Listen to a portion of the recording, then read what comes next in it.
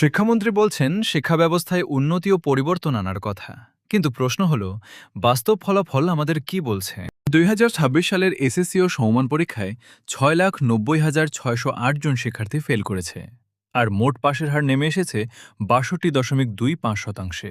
ফলাফল নিয়ে শিক্ষামন্ত্রী বলেছেন, আমি এবার থেকে যেটা নাম্বার পেয়েছে সেটা দেওয়া হয়েছে। শুধু নতুন সুবিধা যেটা হয়েছে, আগে পদ্ধতি ছিল যদি কোনো স্টুডেন্ট রি-এক্সামিন করতো তাহলে শুধু ট্যাবুলেশন শিটটা দেখা হতো, সত্যিকার অর্থে ওই শিক্ষার্থী খাতা পাল্টিয়ে গিয়েছে কিনা এবং শিক্ষক যথাযথ নাম্বার দিয়েছে কিনা এই পুনঃপরীক্ষা করার ব্যবস্থাটি ছিল না। এবার আমরা আইনগতভাবে পরিবর্তন এনে সেই ব্যবস্থাটি রেখেছি যে প্রত্যেকটি শিক্ষার্থী তার খাতা পুনঃপরীক্ষা করার সুযোগ দেওয়া হয়েছে। খারাপ বলছেন কেন? না, খারাপ বলছেন কেন? এটা সুন্দর রেজাল্ট হয়েছে। মন খুলে গান দেওয়া যায়, মন খুলে নাম্বার দেওয়া যায় না। কিন্তু প্রশ্ন হল এত শিক্ষার্থী কেন কাঙ্ক্ষিত ফল করতে পারল না? সমস্যা কি শুধু শিক্ষার্থীর, নাকি শিক্ষাদান ও মূল্যায়ন ব্যবস্থাতেও কিছু প্রশ্ন আছে?